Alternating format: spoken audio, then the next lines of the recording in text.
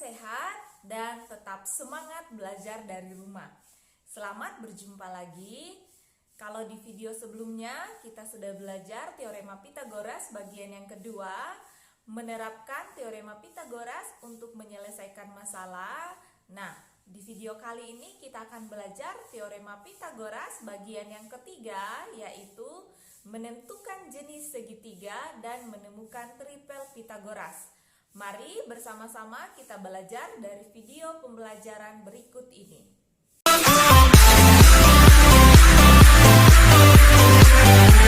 Teorema Pitagoras bagian yang ketiga, menentukan jenis segitiga, menemukan dan memeriksa tripel Pitagoras. Tujuan pembelajaran: setelah mempelajari materi ini, diharapkan peserta didik dapat menemukan kebalikan teorema Pitagoras, menentukan jenis segitiga, menemukan tripel Pitagoras, dan menentukan anggota tripel Pitagoras jika hanya salah satu sisi yang diketahui. Bagian yang pertama, menentukan jenis segitiga. Teorema Pitagoras menyatakan bahwa kuadrat panjang sisi miring suatu segitiga siku-siku adalah sama dengan jumlah kuadrat panjang sisi-sisi yang lain. Teorema Pitagoras dapat juga digunakan untuk mengetahui panjang salah satu sisi segitiga siku-siku yang tidak diketahui. Dengan teorema Pitagoras, kita juga dapat memastikan bahwa segitiga tersebut adalah segitiga siku-siku. Lalu bagaimana jika sisi-sisinya diketahui, tapi kita tidak tahu apakah segitiga itu siku-siku atau bukan? Untuk menyelidiki jenis segitiganya, kita dapat memanfaatkan prinsip kebalikan dari teorema Pitagoras. Teorema Pitagoras menyatakan bahwa untuk segitiga ABC, jika sudut C adalah sudut siku-siku, maka berlaku rumus C pangkat 2 sama dengan A pangkat 2 ditambah B pangkat 2. Kebalikan dari teorema Pitagoras. Untuk segitiga ABC, jika C pangkat 2 sama dengan A pangkat 2 ditambah B pangkat 2, maka sudut C adalah sudut siku-siku. Kebalikan teorema Pitagoras pada dasarnya merupakan suatu cara untuk menentukan jenis segitiga berdasarkan besar sudutnya jika panjang sisi-sisinya diketahui. Dengan kata lain, kebalikan teorema Pitagoras digunakan untuk melihat apakah segitiga itu siku-siku, lancip, atau tumpul. Pada segitiga lancip, semua titik sudutnya berukuran kurang dari 90 derajat. Pada segitiga tumpul, salah satu titik sudutnya berukuran lebih dari 90 derajat.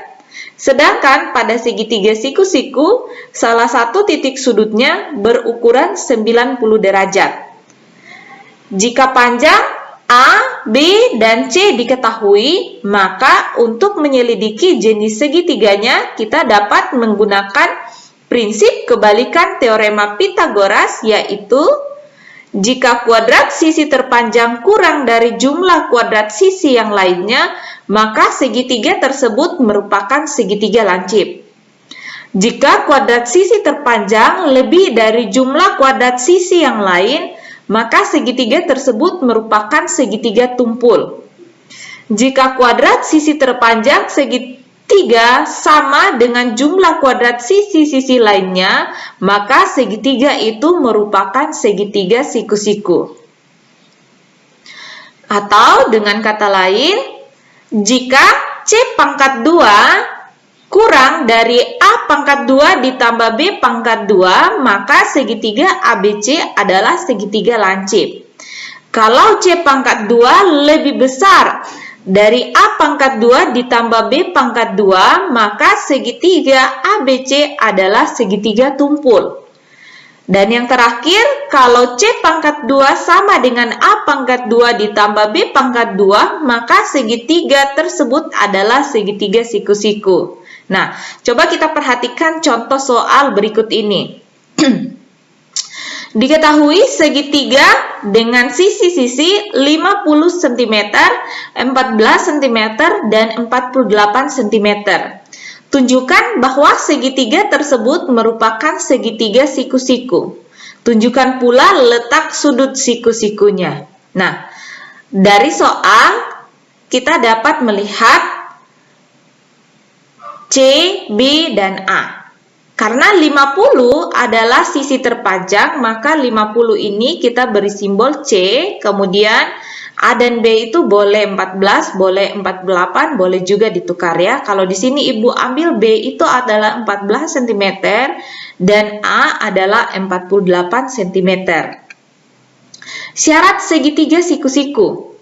C pangkat 2 sama dengan A pangkat 2 ditambah B pangkat 2. Kita substitusi. 50 pangkat 2 sama dengan 14 pangkat 2 ditambah 48 pangkat 2. 50 pangkat 2 itu adalah 2500, 14 pangkat 2 adalah 196, dan 48 pangkat 2 adalah 2304. Kita jumlahkan apakah sama dengan 2500? 2500, oh ternyata 196 ditambah dengan 2304 sama dengan 2500. Maka pada soal ini segitiga ini merupakan segitiga siku-siku karena C pangkat 2 sama dengan A pangkat 2 ditambah B pangkat 2. Sudut siku-siku selalu berada di depan sisi terpanjang, sehingga sudut siku-siku segitiga tersebut berada di depan sudut 50 cm.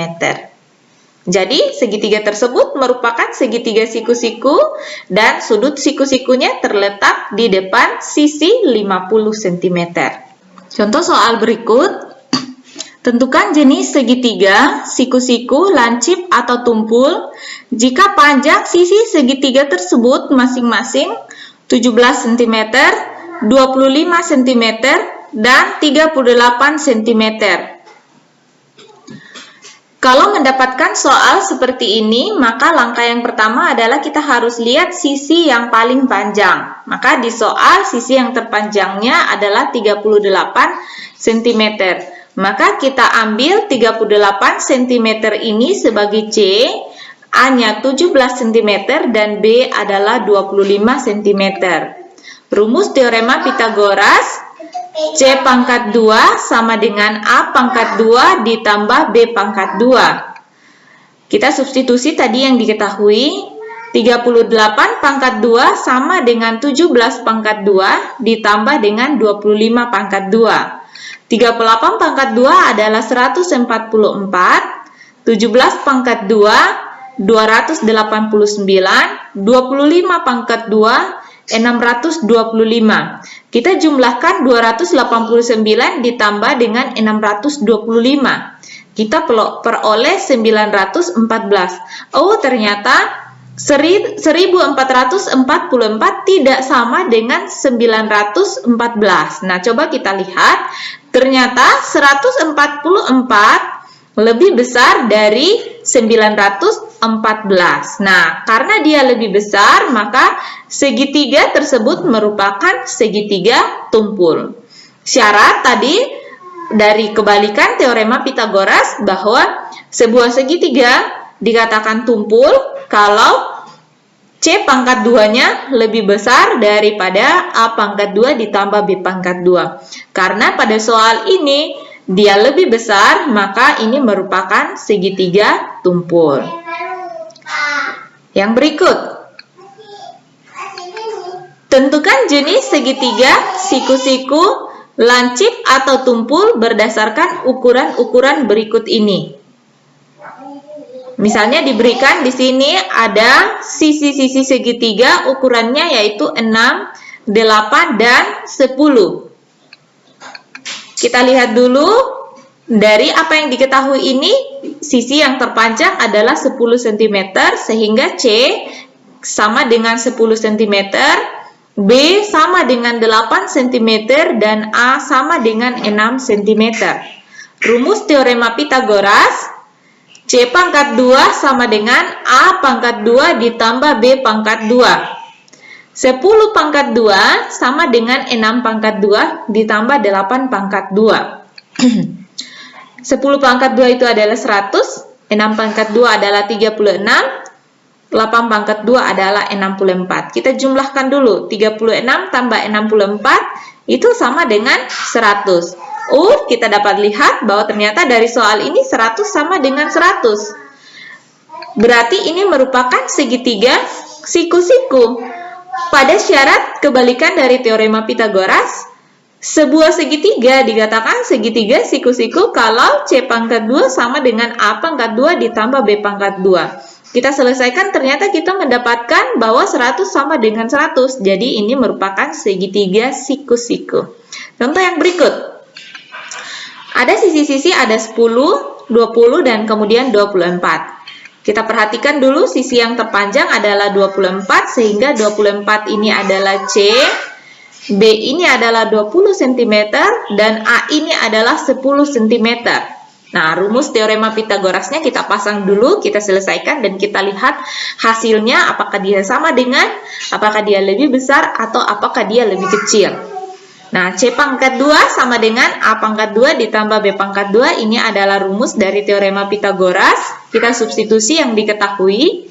C itu adalah 24, A adalah 10, dan B adalah 20. Kita selesaikan. 24 pangkat 2 adalah 576.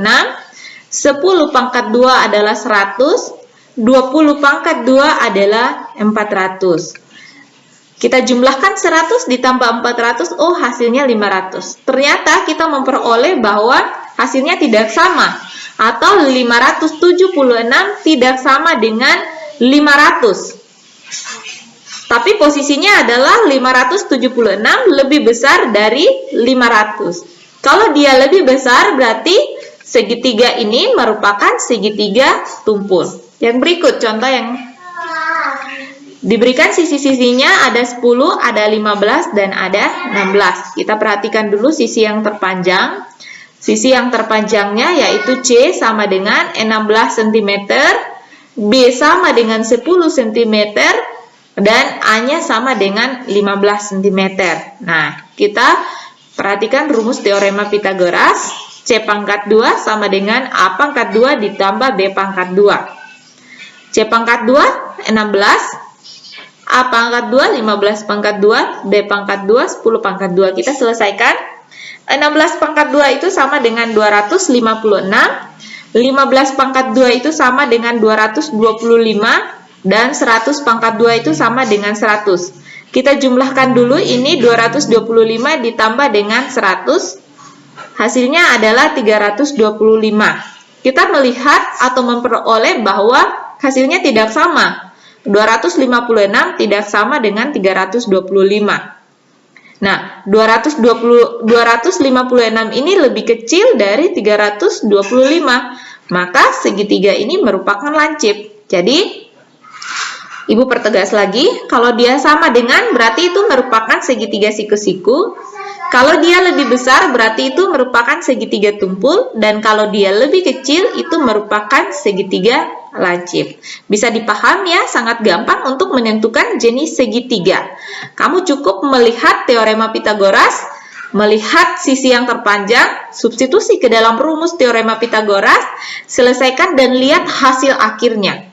Kalau dia sama dengan berarti itu adalah segitiga siku-siku. Kalau dia lebih besar itu berarti dia segitiga tumpul, dan kalau lebih kecil berarti itu merupakan segitiga lancip. Menemukan dan memeriksa tripel Pitagoras. Tripel Pitagoras adalah kumpulan 3 bilangan bulang positif, bilangan asli yang memenuhi teorema Pitagoras. Jika sisi-sisi suatu segitiga memenuhi tripel Pitagoras, maka segitiga itu merupakan segitiga siku-siku. Kita dapat menguji tripel Pitagoras dengan menggunakan rumus teorema Pitagoras ya. C pangkat 2 sama dengan A pangkat 2 ditambah B pangkat 2. Di mana C adalah sisi terpanjang, A dan B adalah sisi siku-siku. Nah, coba perhatikan contoh berikut. Ini adalah tripel Pitagoras. Tripel Pitagoras berarti 3 angka yang memenuhi syarat teorema Pitagoras.